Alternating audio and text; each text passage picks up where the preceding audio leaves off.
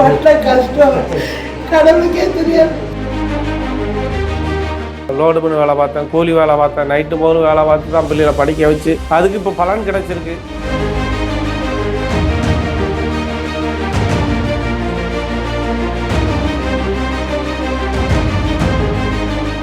படிக்கும் போதே அவன் இந்த பயிற்சிக்கு விளையாட்டுக்கு போறேன்னா சரின்னு இந்த சங்கலிங்கபுரம் சேவக்காட்டில் தான் இதில் வந்து இந்த விளையாட்டுக்கு சொல்லி கொடுக்கறதுக்கு ரயில்வே பிச்சைங்கிறது சொர்ணமுத்து அந்த அண்ணன் அவங்களும் அந்த அண்ணனும் 2 பேரும் சேர்ந்து தான் அவங்களுக்கு பயிற்சி கொடுத்தாங்க.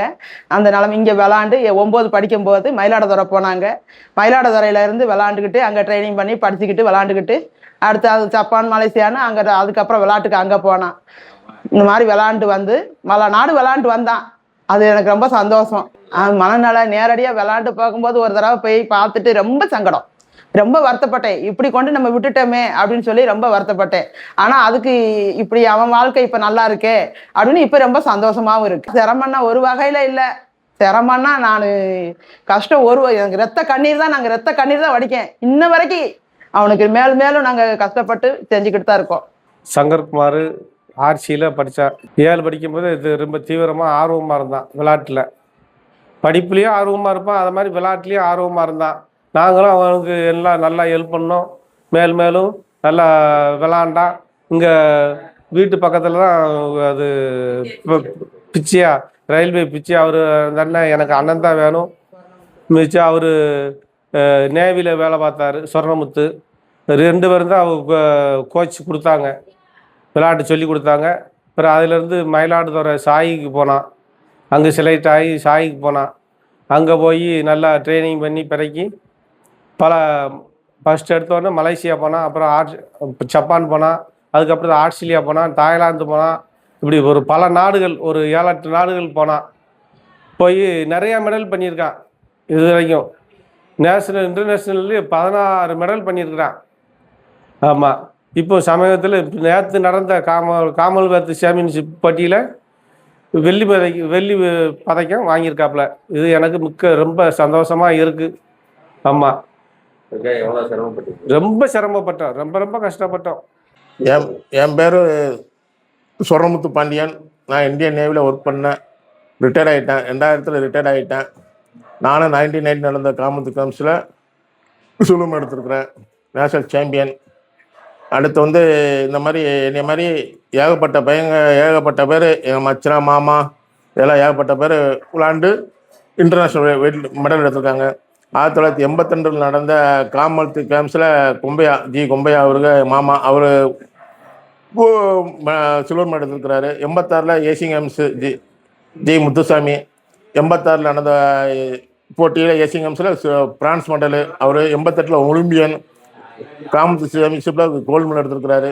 இந்த மாதிரி ஏகப்பட்ட மெடல் எடுத்திருக்காரு. பிச்சையா கோல்டு மெடல் எடுத்திருக்கிறாரு. அடுத்து வந்து கருத்தப்பாண்டி கோல்டு மெடல் எடுத்திருக்காரு. மீனாட்சி சுந்தரம் சில்வர் மெடல் எடுத்திருக்கிறாரு எங்கள் ஊர்லேருந்து. அடுத்து ராஜா இந்த மாதிரி யூத்தில் கோல்டு மெடல் எடுத்திருக்கிறாரு. இந்த மாதிரி ஏகப்பட்ட பேர் எங்கள் ஊர்லேருந்து விளையாண்டு வேலைக்கு போயிருக்கிறாங்க. 50 பேருக்கு மேலே வேலைக்கு போயிருக்காங்க. இந்த வெயிட் லிஃப்டிங் வச்சு தான் வேலைக்கு போயிருக்காங்க. அது வந்து இன்னும் நல்லபடியாக விளையாண்டு எல்லோரும் இன்னும் நல்லபடியாக விளையாடணும். அதுக்கு வந்து எங்கள் ஊரில் வந்து வெயிட் லிஃப்டிங் செய்யறதுக்கு வந்து வசதி ஜிம் இல்லை. எல்லாமே எங்களோட சொந்த துட்டு போட்டு தான் நாங்கள் வந்து எல்லாமே செஞ்சுக்கிட்டு இருக்கோம். நாங்கள் பசங்களை உருவாக்கிக்கிட்டு இருக்கோம். இது வந்து தமிழ்நாடு சார்பாக எங்களுக்கு ஒரு எஸ்டிடி அமைச்சு கொடுத்தாங்கன்னா, கோயில்பட்டியில் அமைச்சு கொடுத்தாங்கன்னா இன்னும் ஏகப்பட்ட பையங்க வந்து எங்கள் ஊரில் வந்து செஞ்சு நம்ம மேலும் நல்லபடியாக செஞ்சு நம்ம தமிழ்நாட்டுக்கும் இந்தியாவுக்கும் பெருமை தேடி கொடுப்பாங்க. அதனால் எங்களுக்கு தயவுசெய்து ஒரு தமிழ்நாடு முதலமைச்சர் அவர்களுக்கு விஜய் ஐயா அவர்களை அன்புடன் கேட்டுக்கொள்கிறேன். எங்களுக்கு ஒரு எஸ்டிடியை அமைச்சு கொடுங்க, ரொம்ப சந்தோஷமாக இருக்கும். முத்துப்பாண்டி ராஜா வந்து என்னுடைய ஆரம்பத்தில் வந்து என்னோடய ஸ்டூடெண்ட்டு. 12 வயசில் என்கிட்ட வந்தான். அவனை வந்து உடம்பை பார்க்க நம்ம நல்லா இருந்துச்சு. அவரும் அவன் தம்பியும் அண்ணனையும் 2 பேரும் விளையாட வச்சு ராஜா முத்துப்பாண்டி இன்றைக்கி அறிமுகமாகி நல்லா செஞ்சு ஒரு 16 வயசில் என்கிட்ட வந்து போயிட்டு மயிலாடுதுறை போய் அங்கேக்குள்ள கோச்சு நல்லா விளாண்டான். அங்கே நல்லா விளாண்டு அடுத்து வந்து இந்தியா கேம்புக்கு போனான். இந்தியா கேம்பு போய் நல்லா விளாண்டு அடுத்து இன்றைக்கி இவ்வளோ தூரம் நம்ம தமிழ்நாட்டுக்கும் கோயில்பட்டிக்கும் தமிழ்நாட்டுக்கும் இந்தியாவுக்கும் பெருமை சேர்த்து கொடுத்துருக்காரு ராஜா முத்துப்பாண்டியன். உங்களுக்கு எப்படி எனக்கு ரொம்ப சந்தோஷம். ரொம்ப சந்தோஷம். இன்னும் மேலும் மேலும் வளரணும். எங்களுக்கு ஒரு எஸ்டேட் அமைச்சு கொடுங்க.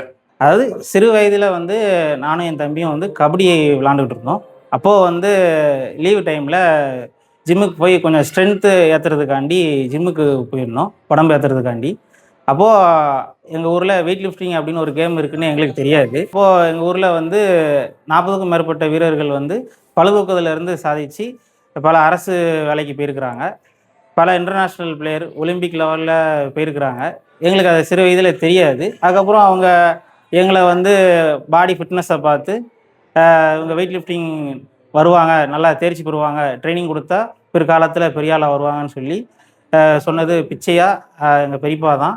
அதுக்கப்புறம் சொர்ணமுத்து எங்கள் கோச்சு, அவங்க தான் ஸ்டார்டிங்கில் எங்களை வளர்த்தாங்க.